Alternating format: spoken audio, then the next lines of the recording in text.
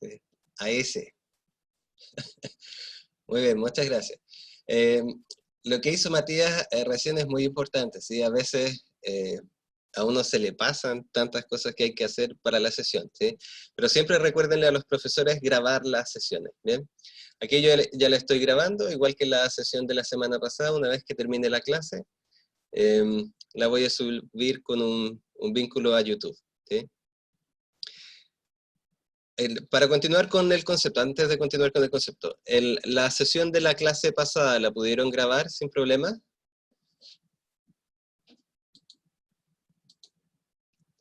O sea, la sesión de la semana pasada, perdón, ¿pudieron acceder a ella? Las personas que no hayan estado en la clase, ¿pudieron ver la presentación en YouTube?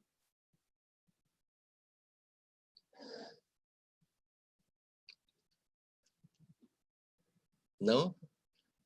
Ya, muy bien. Entonces, eso es lo primero.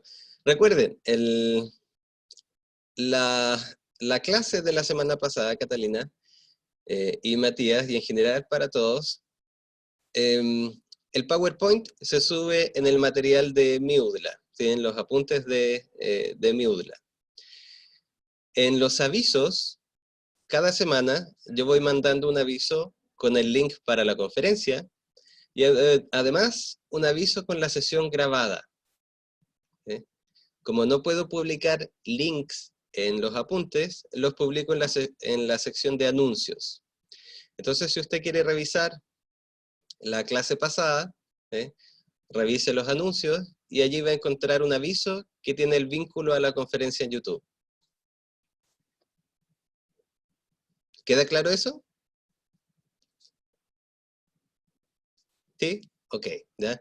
Eso es muy importante para todos, tanto para los que hemos estado en las dos sesiones, en esta y la pasada, como para los que no, porque así sabemos y tenemos claridad dónde poder acceder, o le podemos contar a veces a compañeros que no han tenido la posibilidad de estar muy conectados a las sesiones, dónde encontrar el material, ¿ya? Recuerden, cualquier inquietud o dificultad, escríbenme por favor al correo que está ahí, ¿bien? Entonces ahora sí, ya que la sesión está efectivamente grabándose, les decía básicamente que los objetivos de la sesión. Valeria, ¿quería decir algo? ¿No? Recuerden, también esa es otra cosa importante, el micrófono actívenlo cuando quieran compartir una opinión o hacer consultas, y después hay que desactivarlo para evitar chascarros o cosas similares, ¿bien? Entonces, en esta sesión, básicamente vamos a tratar de distinguir dos conceptos, ética y moral. Vamos a tratar de encontrar cuáles son las diferencias, y vamos a tratar de aplicar esos dos conceptos para reflexionar situaciones profesionales que nosotros vamos a llamar conflictos morales, ¿sí?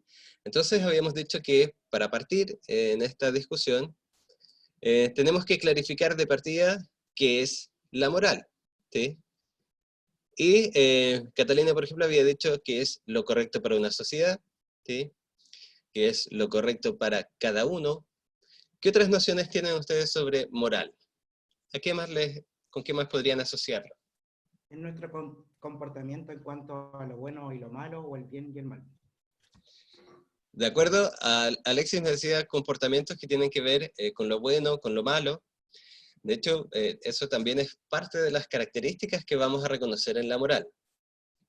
Y como ven, probablemente no anden muy perdidos sobre lo que significa o lo que vamos a entender o acordar por moral, ¿sí? ¿Será como las normas impuestas por una sociedad, profe, que uno debe seguir?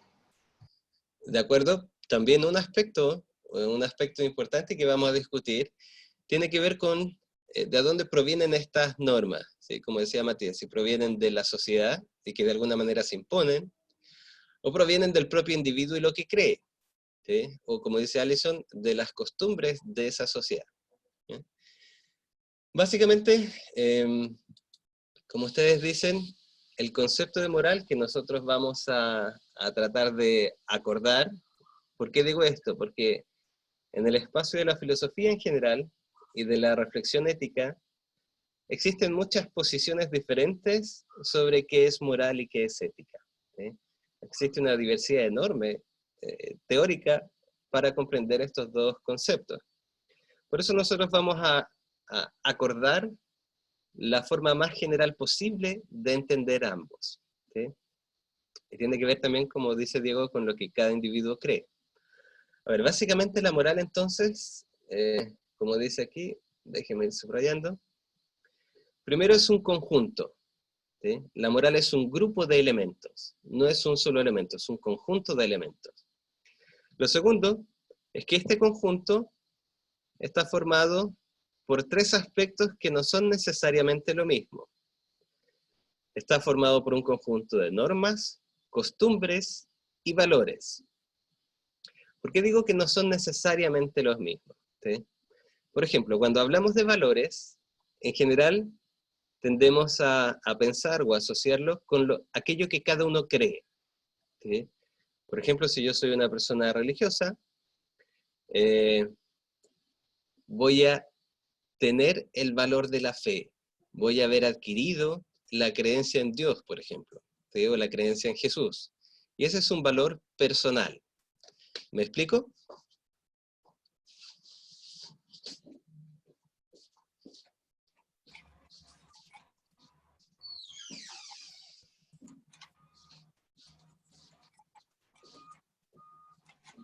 Muy bien. En cambio, por ejemplo, si hablamos de costumbres, las costumbres no necesariamente son solamente personales.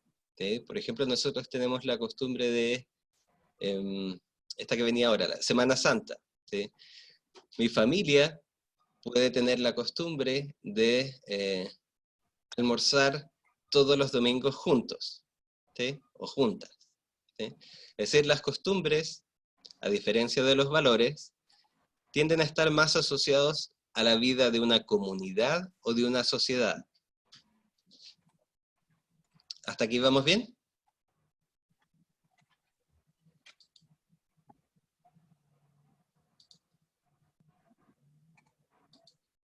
Ahí yo le silencié el micrófono a Valeria, ¿sí? No se preocupe. Profe, Dígame.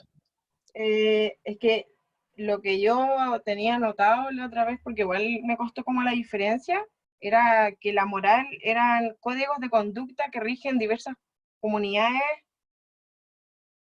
de humanos, una cosa así.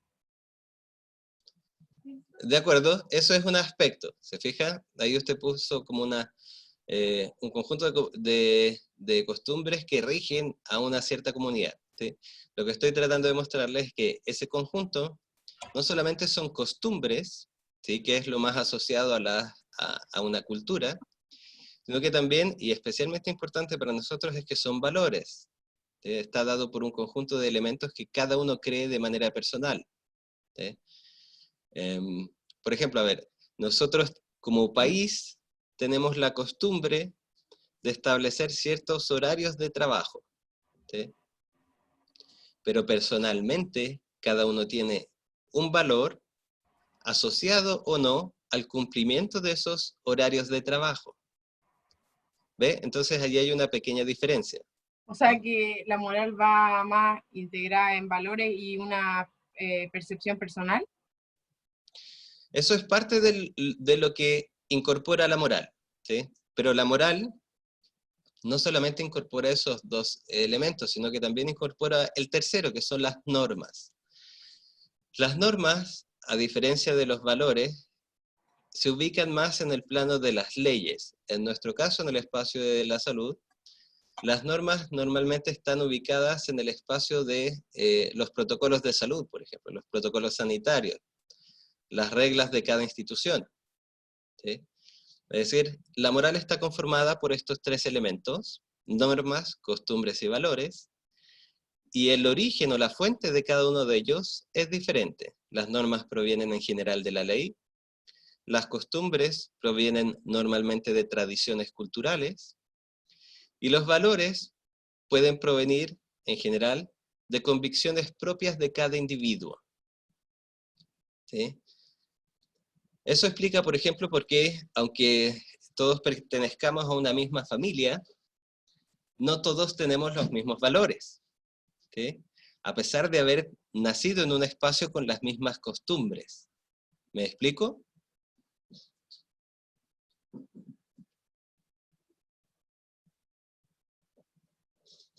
¿Sí? Muy bien. Vamos a profundizar un poco esta discusión y verla un poquito de manera más práctica.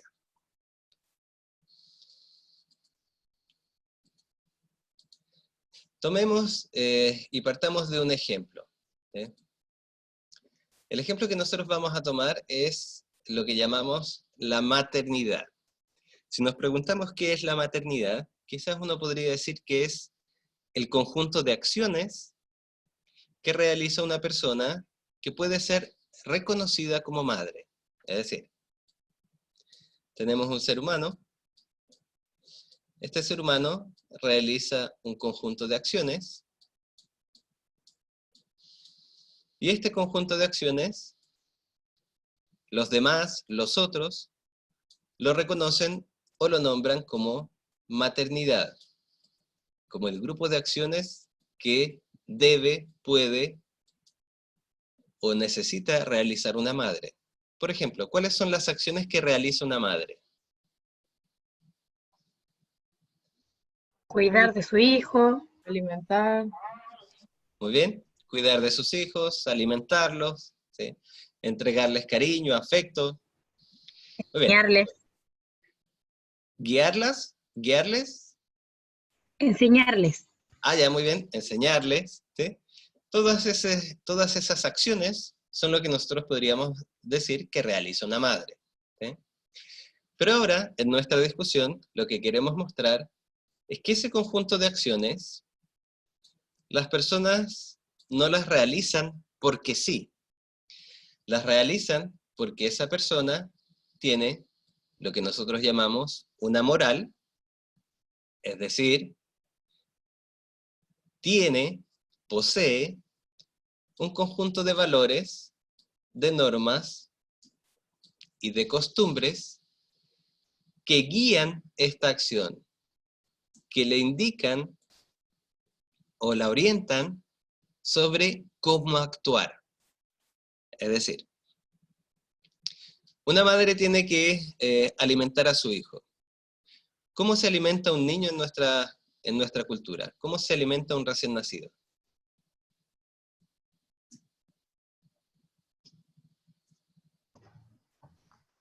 Amamantando, ¿no? Amamantando.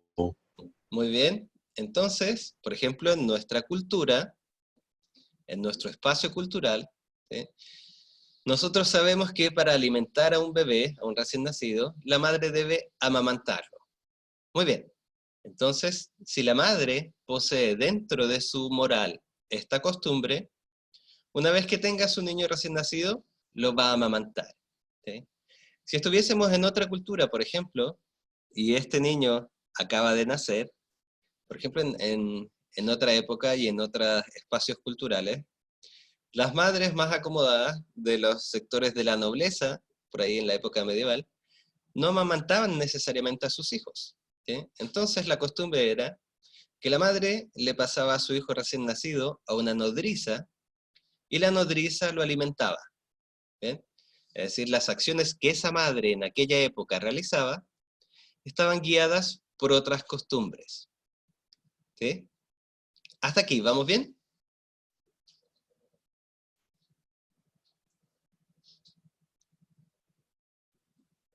Muy bien.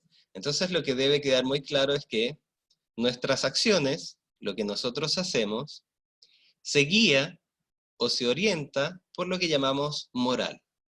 Cada uno sabe cómo actuar porque cada uno de nosotros posee una moral que le dice qué es lo correcto, qué es lo justo o cómo hay que actuar en estas circunstancias. Ahora, el problema para nosotros se comienza a presentar cuando en moral se comprende una distinción que se establece en cuanto al concepto y el origen de estos elementos que forman la moral. Es decir, exactamente, Matías, si uno lo mira así, un padre, por ejemplo, realiza un conjunto de acciones que son reconocidos como en un ejercicio de paternidad, ¿sí? Pero desde sus valores, desde sus normas y desde sus costumbres, ese padre entonces va a realizar ciertas acciones, ¿sí? La moral de una madre no es la misma moral que la moral de un padre, ¿sí? Porque se orientan por valores diferentes, se orientan por costumbres diferentes. Aunque un padre y una madre sientan que deben alimentar a su hijo, ¿sí? El modo en que lo alimentan, el modo en que realizan esas acciones va a ser diferente.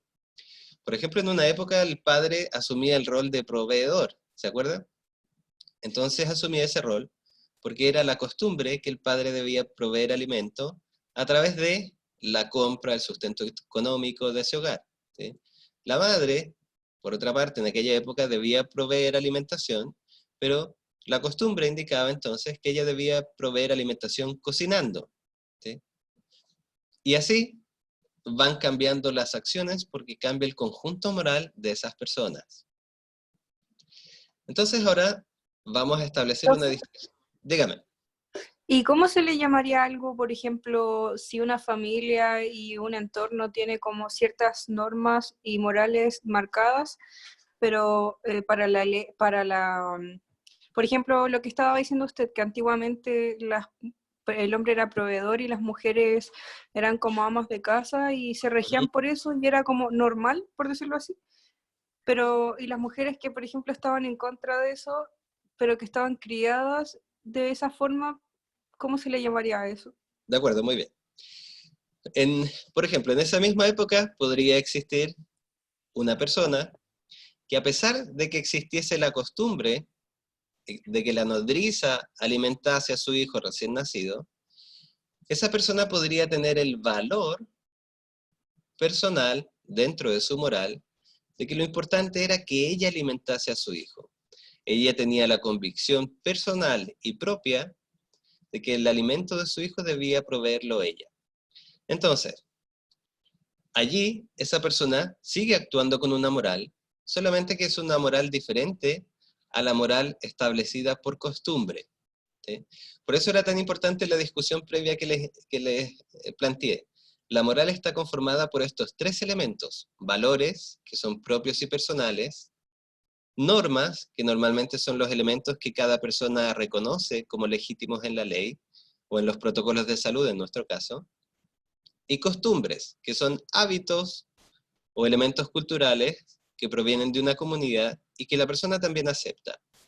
Pero cada uno, en su propia moral, y es lo que vamos a ver también después, establece el orden y la prioridad entre ellas. ¿Qué es más importante para mí, por ejemplo? ¿La costumbre de entregarla a mi hijo a la nodriza para que lo alimente? ¿O es más importante mi creencia y mi convicción, mi valor, de que yo soy quien debe alimentar a mi hijo? Eso es algo que cada uno resuelve al interior de sí. ¿Me explico? Sí, profe. Ya, súper. ¿Sí? Entonces, ahora vamos a comenzar con una breve distinción y compleja distinción. A ver. Entonces, la moral está conformada por estos elementos, que son valores, normas y costumbres. ¿Bien? Ahora, en la discusión teórica, surge un problema sobre el origen de estos elementos, sobre el origen de los valores, sobre el origen de las normas y sobre el origen de las costumbres que nosotros tenemos. Para algunas personas, la moral debe estar conformada por elementos que provienen de la naturaleza humana, ¿sí? Nosotros averiguamos y establecemos costumbres, por ejemplo, como correctas, porque provienen de una determinada naturaleza humana, reflejan nuestra propia naturaleza humana. Y como reflejan nuestra propia naturaleza humana, entonces son universales. Es decir, todos poseemos esa misma característica. Por ejemplo, si yo le digo, todos los seres humanos son racionales, ¿qué me diría usted? No, Muy bien. ¿Quiénes no no son todos racionales? son racionales. ¿Ya? ¿De acuerdo? ¿Quiénes no serían Los racionales? que, ¿Un bebé? por ejemplo, las personas que, claro, un bebé, una persona que a lo mejor tenga algún problema en su capacidad mental igual, puede que Sí. no tampoco puede razonar de una forma correcta. Muy bien, Puede que sus decisiones tengan que ver más que nada por su condición mental. muy Y bien, eso le podía acarrear algún problema de salud, pues, ¿de o acuerdo? algún ponerse en peligro, algo así. Muy bien. Entonces, quizás podríamos decir que todo ser humano puede llegar a ser racional, que todo ser humano en algún punto puede llegar a ser racional o ha sido racional. No Profe, sé. ¿Sí? yo creo que igual eso es algo que se trabaje, no, yo, según mi perspectiva, es algo que se desarrolla, es como una actitud, no como que la gente nazca con eso. De acuerdo, es una característica que se va desarrollando o evolucionando con el propio ser humano. ¿Sí? Claro. Muy bien, entonces quizás ahí uno podría decir, todo ser humano posee la capacidad para desarrollarse, ¿sí? Para mejorar. Es decir, hay ciertas posiciones teóricas que tratan de mostrar que hay elementos que son propios de la naturaleza humana. Por ejemplo, la capacidad para emocionarse, la capacidad o la potencialidad para ser racional, ¿sí? La capacidad para ocupar un lenguaje y comunicarse con otros, o la capacidad simplemente para establecer relaciones con otros, ¿sí?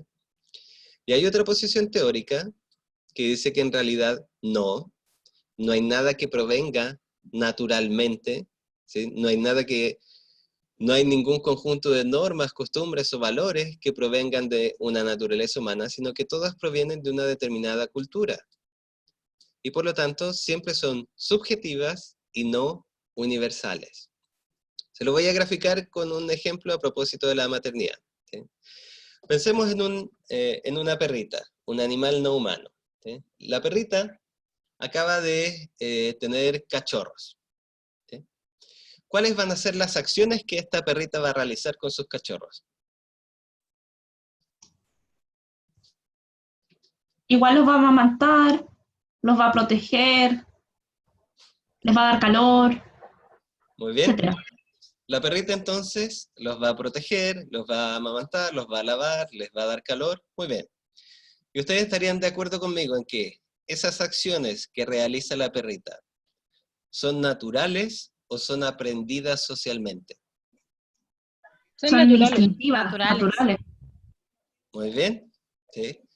Parece que todos estamos de acuerdo allí en que serían naturales. ¿Bien? Es decir, la perrita, por naturaleza, por instinto, si lo quiere ver así, por naturaleza, tiende a realizar ciertas acciones, ¿sí? Ahora, llevemos eso al animal humano. Tenemos una persona que acaba de dar a luz a su hijo. Naturalmente, ¿va a actuar igual que la perrita? Naturalmente, su instinto es alimentar, proteger y cuidar a ese niño o esa niña que acaba de nacer, a esa persona que acaba de nacer. Lisette me dice Sí. que no. ¿Por qué no? Sí. Es que sabe que lo va a tener que cuidar y sabe que lo va a tener que alimentar, pero no es que ella haya nacido con el conocimiento de amamantarlo, sino que igual, por ejemplo, hay personas que no saben dar del pecho, no saben cómo poner la pechuga, entonces alguien tiene que enseñarle la forma en que tiene que poner el pezón en la boca del bebé. De acuerdo con eso, pero ahí usted está reconociendo que el instinto lo tiene. Lo que aprende es el cómo, pero su instinto va a seguir siendo, me dicen ustedes, alimentar, cuidar y proteger a su bebé. Sí. Yo opino que sí, pues si lo quiere, sí, pues. Generalmente sí. ¿Ya? Es Entonces, es que esos actos son los que nos enseñan como sociedad cómo debería ser. ¿ya? Entonces fíjese, allí empieza la discusión, ¿sí? Y por eso les digo que en esta discusión o en este problema, uno tiene que ir tomando posición, ¿sí? Porque así como dijo Lisette también, parece que no todos están de acuerdo con eso. Para algunos van a haber ciertos actos que son naturales y por lo tanto son exigibles para todas las personas. Para las personas que tienen esta posición teórica, la madre y toda madre que dé a luz a un niño, va a tener el instinto natural de protegerlo, cuidarlo, alimentarlo, etc., igual que la perrita. La diferencia está en que puede aceptar el instinto y cuidar al niño, O puede negar su instinto y no cuidarlo. Pero el instinto está. ¿Me explico hasta ahí? Sí, profe. De acuerdo. ¿Sí? Esa es una posición teórica. ¿Sí? La otra posición teórica es la contraria, que dice no hay instinto alguno en el ser humano. ¿Sí? Una persona que da a luz a otra aprende en un determinado espacio cultural que su rol con ese niño, con ese recién nacido, es alimentarlo. Aprende en esa cultura que su rol es cuidarlo y protegerlo. Pero si cambiamos de cultura, hay otras culturas donde estas personas nacen, pero no los cuida una madre, los cuida, por ejemplo, la comunidad. No hay una relación de padres e hijos, sino que hay una relación de personas que viven y comparten una comunidad. Entonces, para estas personas que tienen esta posición más cultural o relativista, incluso la maternidad es algo que se aprende. Por lo tanto, no hay nada que sea realmente natural al ser humano. ¿Me explico con esta segunda posición? Sí, profe. Muy bien. Entonces, surge un problema grave para nosotros en el espacio de la salud y en general para las profesiones. ¿Sí? La ventaja de las posiciones naturalistas es que como estas conductas son naturales, como estas costumbres, estos valores o estas normas responden a una cierta naturaleza humana, yo se las puedo exigir a todo el mundo. Por ejemplo, yo podría exigirle a cualquier madre que da a luz a su niño, a su hijo o a su hija, que lo cuide, que lo amamante, que lo proteja, ¿sí? O al menos que lo alimente. ¿Por qué se lo puede exigir? Porque es natural para todo ser humano que da a luz a otro este tipo de conductas. ¿Sí? La gracia es que yo puedo juzgar a todos desde ese criterio universal. Entonces, si usted está en un CEFAM, llega una madre, ¿sí? Con su niño al lado. Ese niño está sucio, los moquitos se le están cayendo, y ella está muy arreglada. ¿Qué podría decir usted de esa madre? ¿Cómo está realizando su labor? ¿Cómo está realizando sus acciones de maternidad? Mal. Es que, o sea, desde mi punto de vista yo diría que es una madre un tanto despreocupada. ¿De acuerdo? Si tomamos la perspectiva universal, podemos juzgarla, podemos decir que es despreocupada, podemos decir que no está haciendo lo correcto, que no está haciendo lo adecuado. ¿Por qué? Porque lo correcto, lo bueno para una madre es cuidar a sus hijos, amamantarlos, etcétera, etcétera, etcétera. ¿Por qué? Porque ella es un ser humano igual que yo, y todo ser humano que da a luz a otro tiene que respetar estas conductas que son naturales. ¿Eh? Ahora, ¿qué es lo complejo de esa posición? Supongamos que, les voy a poner un caso, hace un tiempo, una madre aymara estaba realizando sus labores de pastoreo tradicionales, ¿sí? Y propias de la cultura, ¿sí? Y en eso, también siguiendo las costumbres propias de esa cultura, deja a su niño en el espacio que ella cree que es adecuado, seguro que sí, según su propia tradición, y continúa sus labores de pastoreo. ¿Sí? Cuando vuelve, ese niño, ese bebé, estaba muerto. ¿Sí? Entonces, ¿qué hizo el gobierno? El gobierno, desde esta posición universal, ¿sí? Comparó lo que había hecho la madre con aquellas conductas que son esperables de toda madre: cuidar, proteger, etc. ¿Sí? Y naturalmente, desde ese juicio, concluyeron que la madre había actuado mal. ¿Qué pasó? Que la comunidad aymara dijo, no, esta madre ha hecho lo que tradicionalmente hacemos en esta cultura. Esta madre hizo lo que corresponde a una madre aymara. Dígame allí, ¿quién tiene razón? Ambos. Muy bien, sí, pero... Lo que pasa es que ella no fue juzgada por sus creencias, ella fue juzgada Sí. por un tema que la juzgaron unas personas que no conocían sus creencias, entonces simplemente la juzgaron por los estereotipos que hay de madre. Muy bien, pero No es decir, por el tema, lo no por juzgaron, sus creencias. muy bien, la juzgaron no desde sus creencias singulares y particulares, sino que la juzgaron desde estas creencias universales. que toda madre debiese cumplir. Ahora, ¿por qué no pueden tener ambos razón? ¿Por qué me sonreí con eso? Porque al igual que en su espacio profesional, ¿sí? El espacio de la salud, cuando llega una madre en estas condiciones, usted no puede legitimar ambas posiciones. De hecho, usted sabe muy bien en el espacio de la salud que, por ejemplo, si llega a un consultorio una madre, ¿sí?, que no tiene al día el carnet de vacuna de su hijo recién nacido, que no lo tiene por lejos, ¿qué ocurre allí? Que ni siquiera lo tiene inscrito, no lo ha vacunado. También se le juzga por irresponsable. Exactamente, se le juzga como una madre negligente e incluso se activan los protocolos de protección al menor, ¿sí?, o al niño. Pero, profe, ¿qué pasa con la mamá antivacuna? Exactamente, es la misma discusión. Por ejemplo, las madres que desde su convicción, ¿sí?, creen que las vacunas no son correctas, buenas o necesarias para sus hijos y que les hace mal. Si tomamos, recuerde, estoy ejemplificando esta posición. Si tomamos esta posición naturalista, entonces yo tendría que decir que están actuando mal.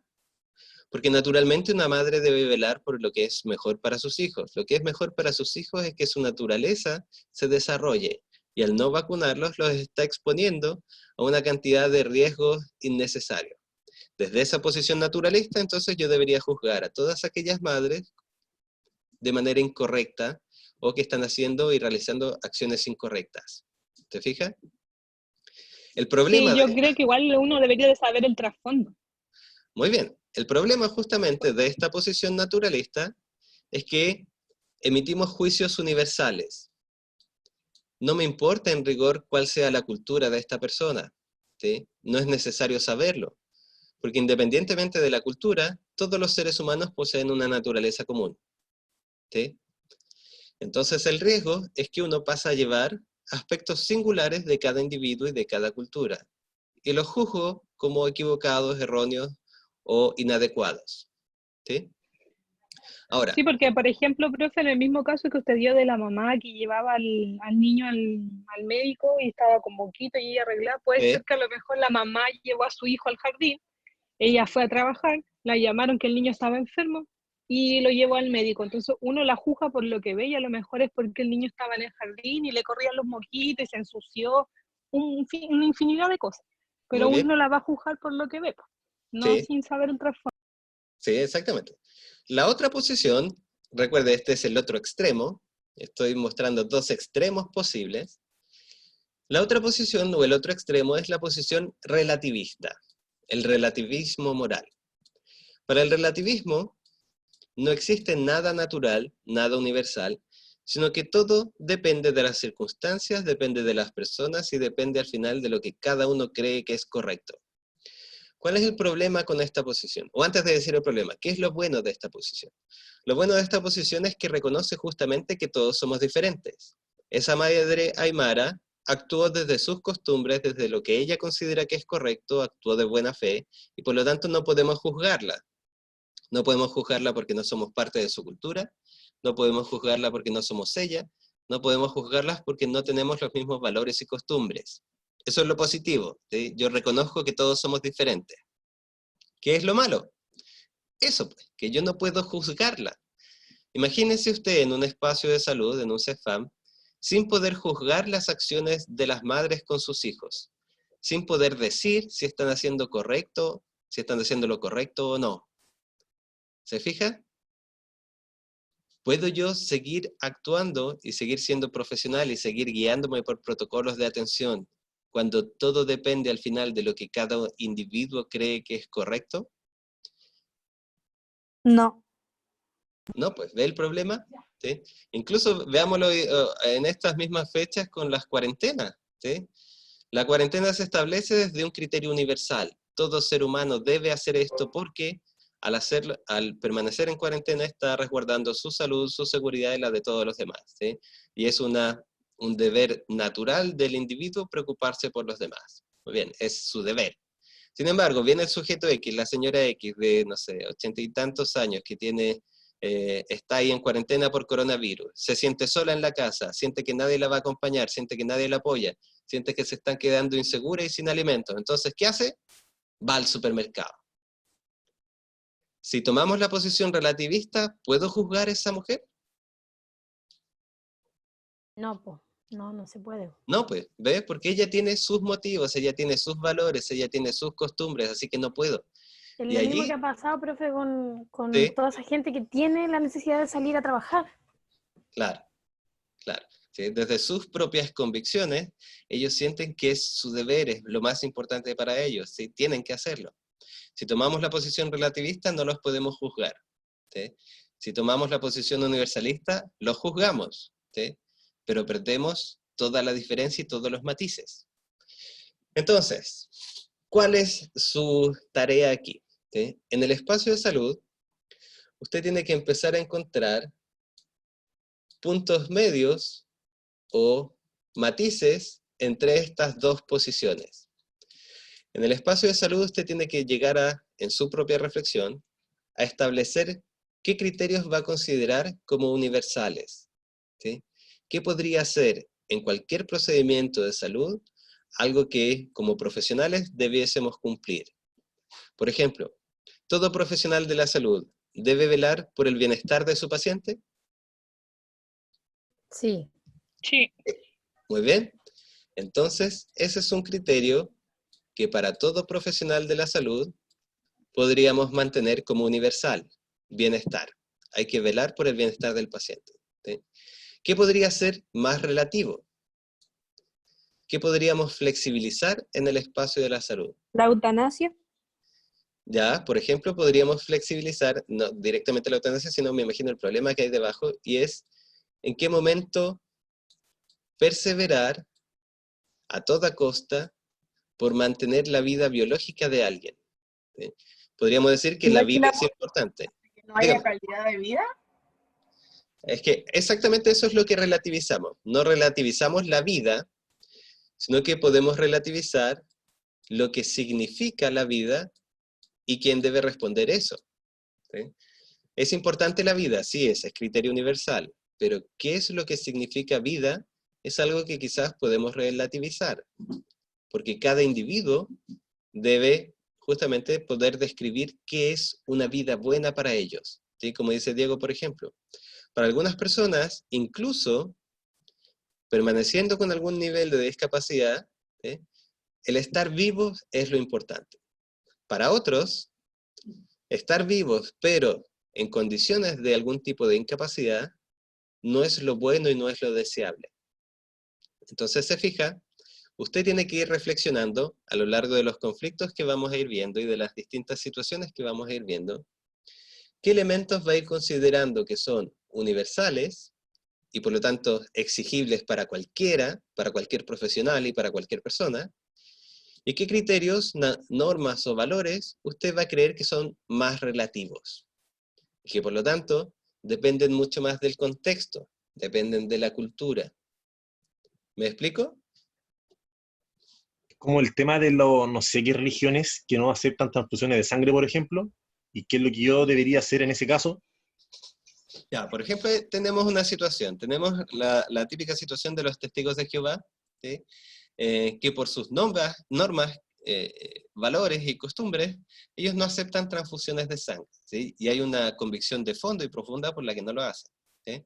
Entonces llega frente a usted un paciente que es creyente, testigo de Jehová. Allí usted tiene entonces que analizar desde su perspectiva profesional qué es lo que va a considerar universal y qué no. Si usted considera, por ejemplo, allí que la vida biológica, es lo más importante para resguardar como profesional de la salud, entonces usted va a terminar haciéndole la transfusión o estando a favor de una transfusión para esta persona, con el costo de que le va a hacer un daño gigantesco dentro de su espacio de convicciones y de creencias, ¿sí? Otro profesional puede decir, no, aquí lo que yo valoro efectivamente es la vida, pero quien me tiene que decir qué es lo que entiende por vida digna de ser vivida, no soy yo, sino que es el paciente. Y desde allí vamos a actuar. ¿Lo ve? Eso al final, la posición que usted vaya tomando, es lo que va a ir formando su diferencia profesional con otros. ¿Me explico? Profe, es lo mismo que aquí entra el debate de la protección del paciente. ¿En qué sentido? Por ejemplo, si llevan un niño y el niño uno claramente ve que sufre maltrato físico, Claro, exactamente. Ahí es donde, por ejemplo, o uno una puede... mujer que también sufre de maltrato físico, Claro, y ahí es uno lo donde... está viendo. Sí, sí, sí. Ahí es donde usted debe tener la claridad sobre cuáles son los criterios que va a considerar universales y cuáles no. Por ejemplo, un profesional puede tomar como criterio universal que la violencia física en cualquiera de sus formas es injustificable, ¿sí? Entonces, si llega una mujer acompañada de su pareja y que ha sufrido maltrato físico, usted activa el protocolo porque para usted y desde su perspectiva, y al igual que la ley, el maltrato físico es injustificable. Para otro profesional, por ejemplo, eso puede ser más flexible o más relativo. ¿Sí? ¿Qué tipo de maltrato? Una cachetada, le pegó una cachetada. ¿Sí? Yo vi que le pegó una cachetada, entonces activo el protocolo, no lo activo. ¿Cómo estaba el sujeto? Estaba iracundo, no se dio cuenta de lo que estaba haciendo. No sé, ahí es donde usted como profesional debe tomar una posición. Hay posiciones claras que las normas y los protocolos establecen, ¿sí?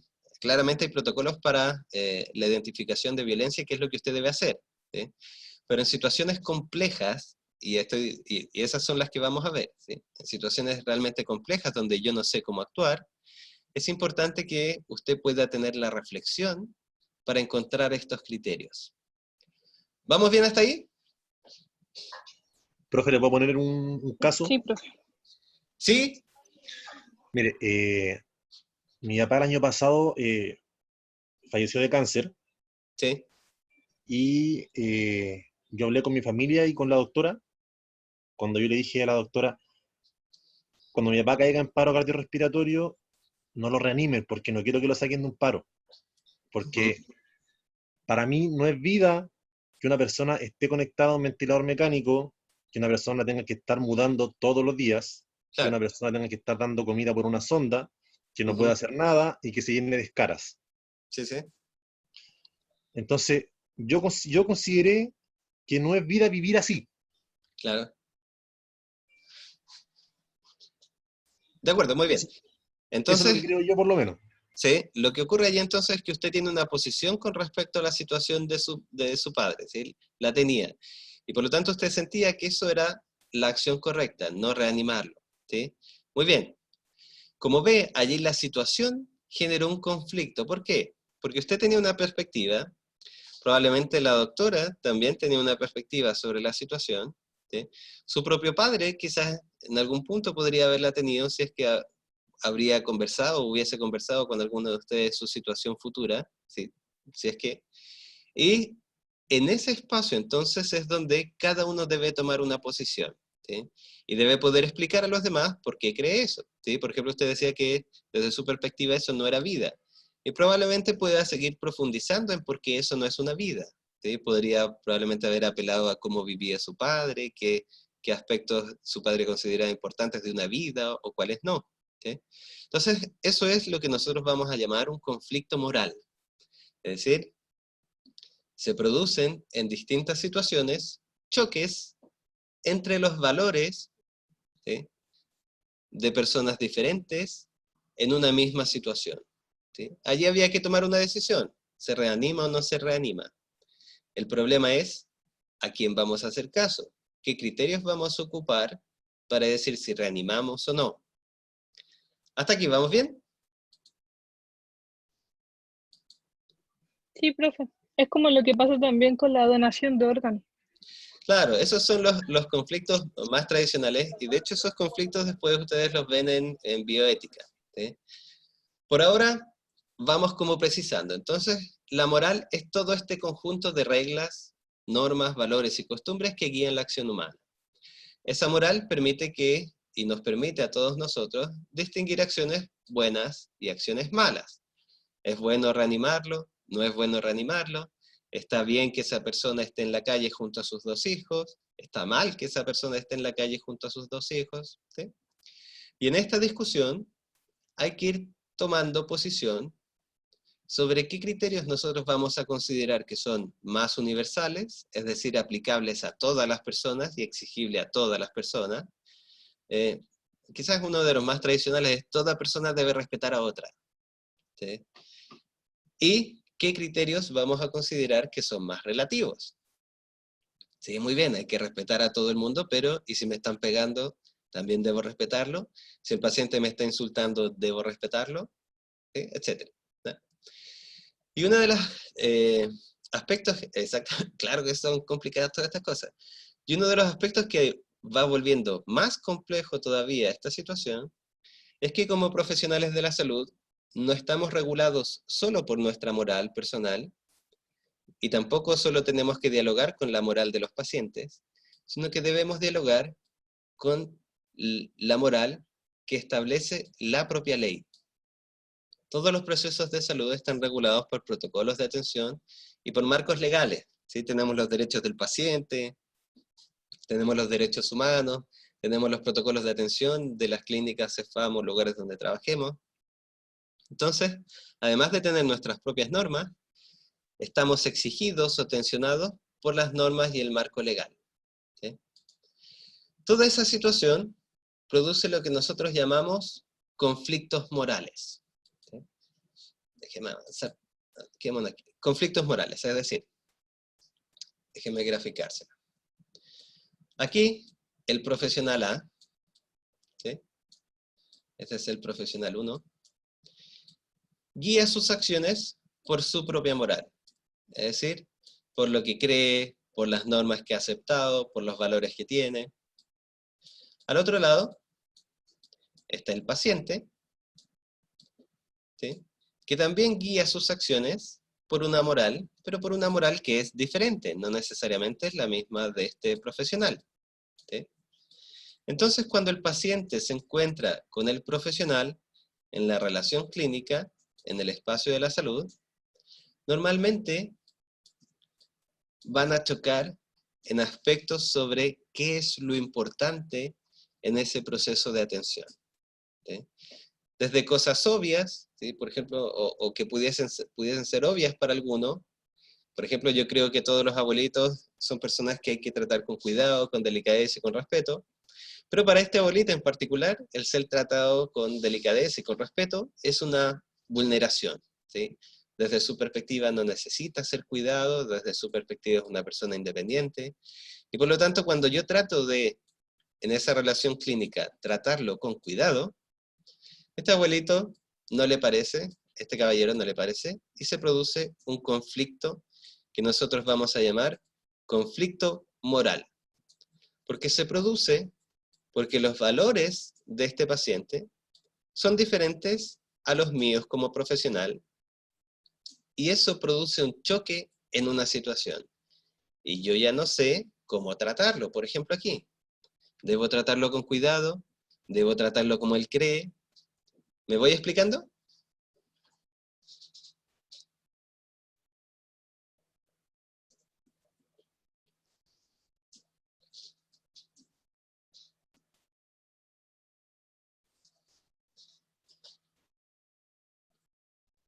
¿Sí? ¿Sí? ¿Todos? ¿Todas? ¿Los demás? ¿Sí? Muy bien. ¿Sí? Sí, profe. Entonces, así llegamos a clarificar este segundo concepto. Recuerda que lo importante hoy día era clarificar moral y separarlo de ética. Si moral entonces es ese conjunto de valores que van a guiar mis acciones, ¿qué es la ética? Profe, Dígame. Es como la... ¿ética corresponde a hacer lo bueno, lo correcto y lo apropiado? No, eso es la moral. Eso es lo que vamos a entender por moral. Cuando yo trato de Ética actuar... es como lo que yo hago de acuerdo a mi razonamiento, ¿o no? No, eso es lo que... Por eso voy a hacer la diferencia ahora. Por ahora, moral es justamente lo que usted dijo. Moral es tratar de actuar en base a lo que yo creo que es correcto, bueno o justo. ¿Sí? Todas mis acciones tienden a buscar lo mejor, lo bueno para mí y lo bueno para los demás, en general. ¿Sí? La ética es, en primer lugar, una reflexión. Y ahí hay que preguntarse entonces, ¿una reflexión sobre qué? Recién estábamos hablando de los conflictos morales, es decir, los choques que se producen cuando dos personas o dos sujetos, o dos actores, o más actores, no se ponen de acuerdo sobre qué es lo correcto en una misma situación. Como la situación que nos comentaba su compañero recién, ¿sí? Tenemos un paciente con cáncer terminal, ¿sí? El paciente con cáncer no alcanzó a declarar su opinión sobre lo que deseaba para sí, ¿sí? Entonces está la familia, está el equipo profesional, y están incluso el propio marco legal, ¿sí? Las leyes. Cada uno de estos actores, el marco legal, el equipo profesional y la familia, creen que lo que hay que hacer en esta situación es X. Por ejemplo, para la familia, en esa situación lo que hay que hacer es no reanimarlo. El equipo médico cree que en esta situación su deber es Y, reanimarlo, porque el deber de todo equipo profesional de salud es velar por la vida. Y el marco legal, por ejemplo, dice que ante situaciones de este tipo, donde no hay estipulado una voluntad previa, se debe reanimar, ¿sí? Entonces, si se fija, aquí hay un conflicto. ¿Por qué? Porque no sabemos cómo actuar. No sabemos qué es lo correcto en esta situación. La familia cree X, el equipo cree Y, y la ley cree R. ¿Me explico? Allí tenemos el conflicto moral, ¿sí? Entonces, ¿cómo salimos de este conflicto? Ahí es donde entra, en teoría, la ética. La ética lo que intenta mostrar es que primero este conflicto hay que reflexionarlo, hay que pensar. ¿Y qué es lo que vamos a pensar? Vamos a tratar de pensar cuáles son los criterios correctos y legítimos para actuar en esta situación. Pero, ¿cómo alcanzamos esa solución? ¿Cómo alcanzamos cuáles son estos criterios? En una discusión con todos los actores. Todos deben poder llegar a establecer un acuerdo, un consenso, sobre qué es lo correcto en esta situación. ¿Me explico?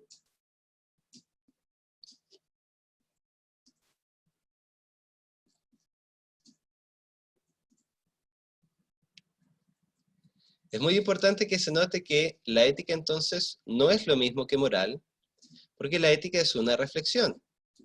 Y esta reflexión aparece solamente cuando hay conflictos morales, ¿sí? En el día a día usted no anda reflexionando sobre qué es lo correcto o no. Eso se lo dice su moral.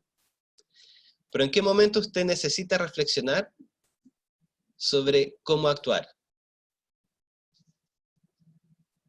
Dígame usted.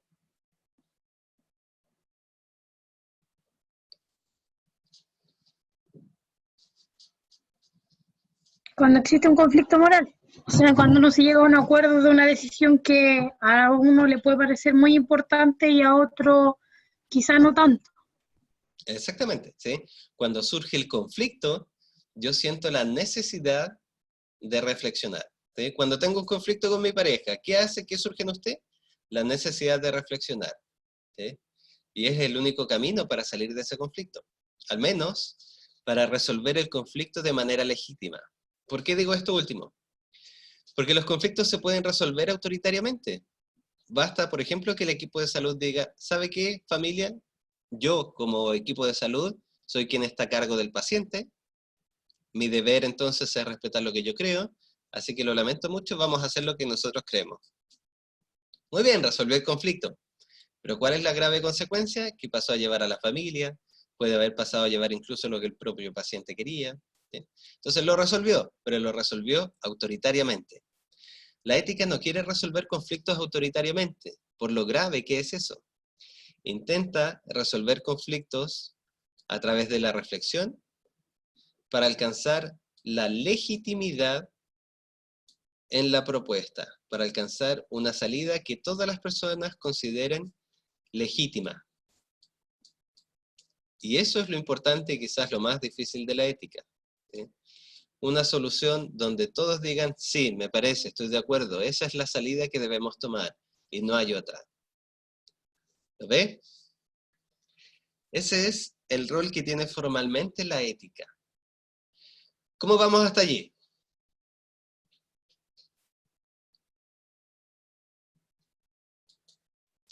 ¿Muy bien? ¿Sí? Ok. Entonces, ¿qué vamos a hacer ahora? Vamos a tomar 5 minutitos de descanso, ¿sí? Y vamos a volver para dar las indicaciones del taller y cómo lo vamos a hacer, ¿sí? Recuerde que el taller formalmente tenía un máximo de 5 personas y un mínimo de 3, ¿sí? Así que mientras tanto refuerce eso, póngase de acuerdo con los compañeros y compañeras, y en 5 minutitos más nos volvemos a juntar, ¿sí? No se desconecte, yo simplemente voy a cambiar el PowerPoint, ¿ok?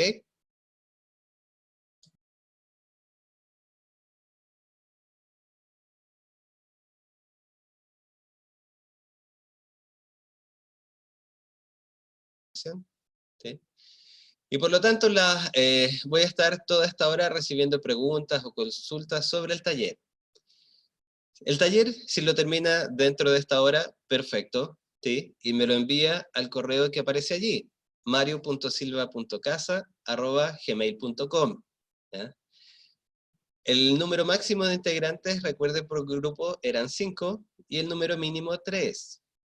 ¿Qué pasa con aquellos compañeros o compañeras que no estuvieron? ¿Sí? ¿O qué pasa si en el próximo taller usted no está? El taller tiene que hacerlo entonces individualmente. Todas aquellas personas que no asisten al taller lo tienen que hacer individualmente, ¿sí? Y luego me lo reenvía al mismo correo, ¿sí? Por ejemplo, si algún compañero estaba trabajando todo el día, ¿sí? Y llega tarde a la casa, no le voy a pedir que se ponga a hacer el taller en ese momento, ¿sí? Todas las personas que tengan justificaciones de ese tipo, laborales, el taller me lo pueden enviar al día siguiente, ¿sí? Hasta aquí, ¿vamos bien? Muy bien, ¿sí? Estos talleres van a formar parte de una evaluación de portafolio, ¿sí? Una de nuestras calificaciones va a ser, por lo tanto, el portafolio, ¿sí? Cuando me lo reenvíen, no lo voy a calificar inmediatamente, este primer taller, sino que quiero ver más o menos cómo andan, ¿sí? Cómo andan con lo que les voy a pedir hacer, ¿ya? Por lo tanto, después de los comentarios, pueden volver a reeditarlo o modificarlo cuanto necesiten. La idea es que cuando presentemos formalmente la fecha de entrega del portafolio, ustedes ya tengan los talleres bien hechos, bien corregidos, ¿sí? Sin ningún apuro, ¿sí? Y sepan que al momento de entregarlos probablemente les vaya a ir bien, ¿ya? El taller entonces de día, si lo termina dentro de esta hora, súper, y me lo envía. Si no, puede enviármelo hasta el final del día, ¿ya? Lo principal es que usted no sienta que no siento un agobio gigantesco por terminar estos talleres en estos momentos, ¿ya? Porque en particular, y a propósito de la discusión que teníamos en clase, yo no sé en realidad cuál es su situación particular en cada una de sus casas, ¿sí? En cada uno de los lugares donde están, ¿sí? Quizás tienen un instante para conectarse, quizás están con niños y hay que hacer un montón de otras actividades, ¿sí? Lo importante es que sientan que hay que cumplir con el taller, hay que entregarlo, porque eso nos va a dar tranquilidad a mí y a usted más adelante, ¿sí? Y que en lo posible debe ser dentro de este día, ¿ya? Y las personas que tuvieron que trabajar o están en otras circunstancias pueden enviármelo al día siguiente. Hasta aquí, ¿todo bien? No se preocupe, Camila, si al final todos estamos más o menos en las mismas circunstancias, ¿sí? ¿Bien hasta aquí? Muy bien, ¿ya? Veamos de qué trata este taller. Esta presentación está en la plataforma en la sección de apuntes, ¿ya? Recuerde que el vínculo a la conferencia, a esta que grabamos, lo voy a dejar en la sección de anuncios, ¿ok? Siempre los voy a dejar ahí. Todas las respuestas puede hacerlas en un archivo Word o puede ocupar la misma presentación PowerPoint. Para mí, por ahora, eso en realidad da más o menos lo mismo, ¿ya? Bien, ¿qué vamos a hacer? Le voy a narrar una situación. En esta situación se producen algunos conflictos morales y vamos a tener que analizarlos brevemente, ¿sí? Profe, disculpe, ¿dónde dijo que estaba el taller? Para El taller buscarlo por está internet. en la sección de apuntes. Siempre todo el Ya. material, las presentaciones y los talleres quedan en apuntes. Y las ¿En el grabaciones Blackboard? No. Acuérdense que nosotros no tenemos Blackboard en esta Ya. asignatura, solo hay eCampus. Ah, ya, profe. Y Ya, para profe. no confundirnos, no nos vamos a meter en eCampus porque están todas las secciones juntas, ¿sí? Entonces, todo nuestro material, Moodle, ¿ya? Y todos los videos y grabaciones quedan los links en los anuncios. ¿Sí? Ya, les voy a leer entonces el caso, ¿sí? A ver, la situación es más o menos así, dice. Una madre con su hija se acercan a un CEFAM para realizarse una espirometría. La joven tiene que realizarse esa espirometría. Este examen es muy importante para evaluar la función pulmonar. Al llegar son recibidas por un guardia, quien les indica dónde deben ir.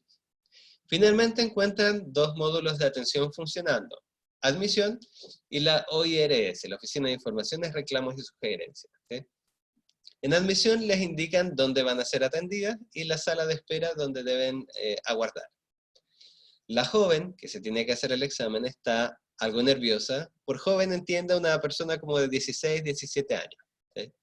No se ha sentido muy bien y le pide a su madre, por favor, que la acompañe. ¿Sí? Ella quiere que la madre entre con ella. La madre, comprensivamente, como buena madre, le ha dicho que no se preocupe, que estará allí. Tras unos minutos de espera, aparece en este caso el tecnólogo médico, quien confirma el nombre de la joven, para luego hacerla pasar al box. Sin embargo, en este espacio no están solos con el tecnólogo médico y la joven, sino que además están presentes 3 kines, por lo que el espacio queda muy reducido y le solicita el tecnólogo médico a la madre que espere afuera.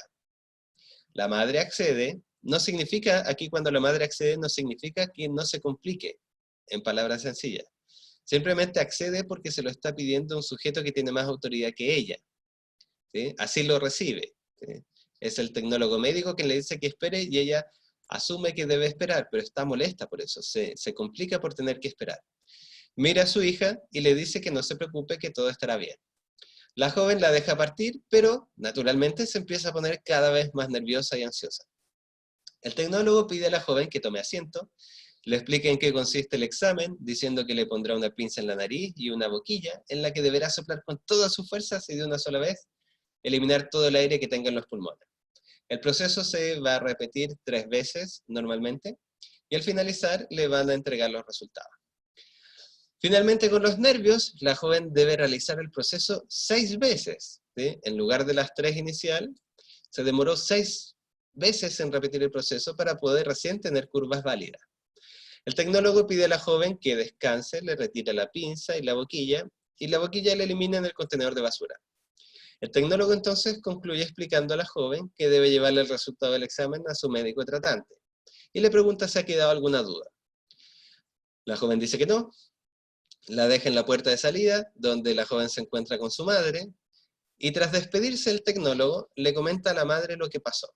¿Sí? Es decir, tener que haber repetido 6 veces el procedimiento. La madre, con molestia y resignación, le dice a su hija que lamenta mucho no poder llevarla a otro lado. ¿Sí? Esa es como la actitud. Si tuviese más dinero, si tuviese otros recursos, iríamos a otro lado. ¿Sí?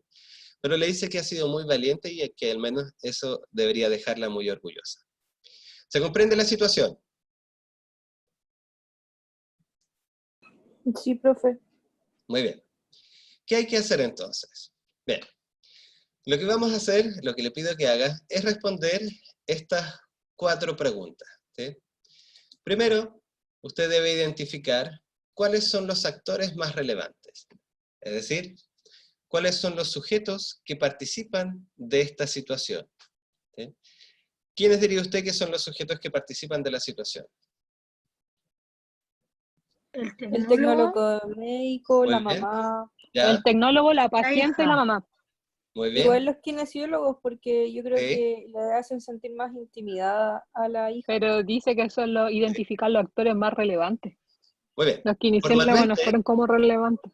exactamente, pero es muy importante, por ahora yo le pido los más relevantes, pero aquí quiero que vean que en los análisis que vamos a ir haciendo, uno se va a ir dando cuenta que efectivamente incluso otros actores comienzan a ser parte de los conflictos.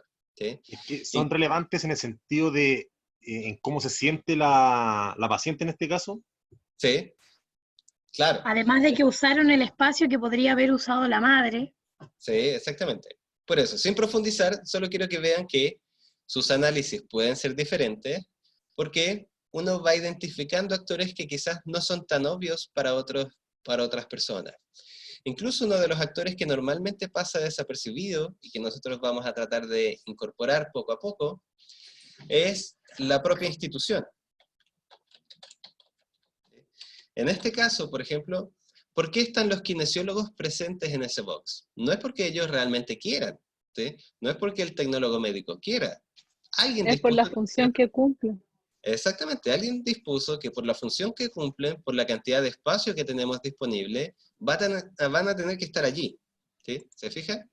Entonces, gran parte de los conflictos se tienden a presentar, no porque las personas tengan valores que son necesariamente diferentes, sino que se presentan porque las instituciones a veces valoran aspectos que los profesionales y los pacientes no necesariamente valoran. ¿Sí? Bien, hasta allí, ¿clara la 1 lo que hay que colocar? Sí, profe. Súper, ya. Ahora la 2 es un poco más difícil. Tenemos entonces actores, tenemos por ejemplo la madre, el tecnólogo médico y qué sé yo. Y yo le pido que me identifique los valores. ¿Cómo se identifican valores? Uno básicamente se hace la siguiente pregunta.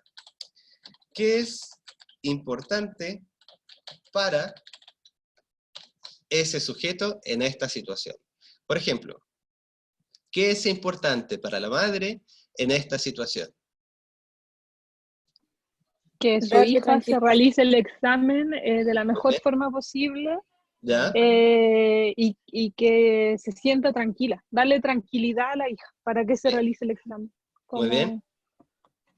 Que se realice el examen, que la hija esté tranquila, es importante para la madre la salud de su hija. ¿Sí? Todo eso que uno va respondiendo a esa pregunta son los valores. ¿Sí? Así es como nosotros los vamos a ir identificando. Si yo pregunto qué es importante, por ejemplo, para el tecnólogo médico, probablemente voy a encontrar algunos parecidos. Para el tecnólogo médico es importante, por ejemplo, la salud de su paciente. Es importante realizar bien el procedimiento. Y así sucesivamente. ¿Bien? Entonces allí usted me responde cuáles son los valores para cada actor. ¿Sí? Lo importante es que separe. Para la madre, esto es lo importante. Para el tecnólogo médico, esto es lo importante. Para los kinesiólogos, si decido colocarlo, esto es lo importante. ¿Bien hasta ahí? Sí, profe. Sí, profe. Muy bien. Después viene la 3. Identifique y describa los conflictos morales. ¿Cómo se escribe un conflicto moral? Básicamente así. ¿Sí? El conflicto se presenta porque el actor A valora A, mientras que el actor B valora B, impidiendo uno al otro hacer lo que desea. Por ejemplo, el conflicto más obvio que hay aquí, ¿cuál es? Es que la hija no se siente cómoda estando sola. Claro, la hija quería el apoyo de la mamá mientras hacía el Sí. examen. Y el tecnólogo médico, por razones de la institución, de espacio y de todo lo que Sí. significa hacer el examen, le dijo Sí. que no podía entrar con la mamá. Muy bien, así tal cual se describe el conflicto moral. Es decir, el conflicto se presenta porque la madre, el actor A, valora permanecer junto a su hija, acompañar a su hija al examen, mientras que el tecnólogo médico, el actor B, ¿sí? valora el espacio disponible, el hacer bien su trabajo, etc., impidiendo, por tanto, que la madre pueda acompañar a su hija. ¿Bien? Esa es una forma de describir el conflicto. ¿Sí? En este conflicto quizás uno puede encontrar un par más. ¿Sí? Intenten ahí ver de a poquito qué va saliendo. ¿Da?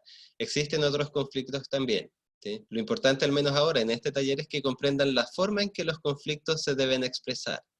¿Sí? El conflicto debe mostrar que hay un choque entre algo que alguien valora y algo otro que otra persona valora. ¿Bien hasta ahí? Sí, profe.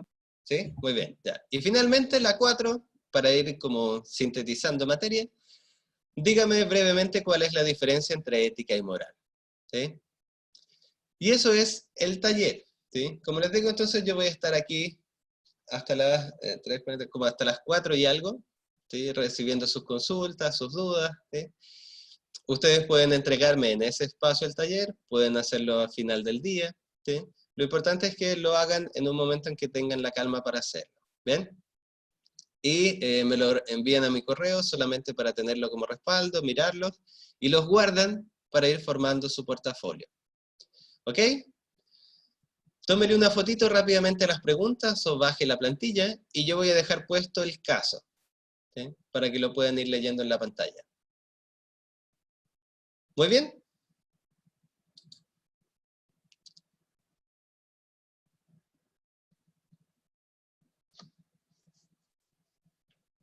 Ya, súper. Comienza entonces, reúnase con sus grupos, empiece a ver la manera en que pueden ir trabajando, ¿sí?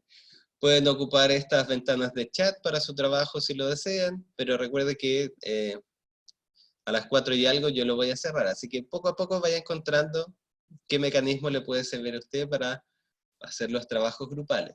¿Bien? Cualquier cosa me preguntan, por audio, por chat, y yo les voy respondiendo. ¿Bien? Voy a pasar entonces a la ventanita a la diapositiva anterior para dejarles puesto el caso. ¿Eh? ¿Le tomaron una fotito a esta diapo?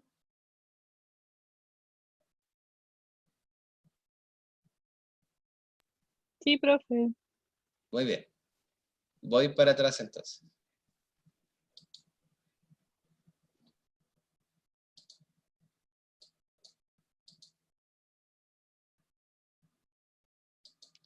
Ya Diego, ¿sí? Lo hago al tiro.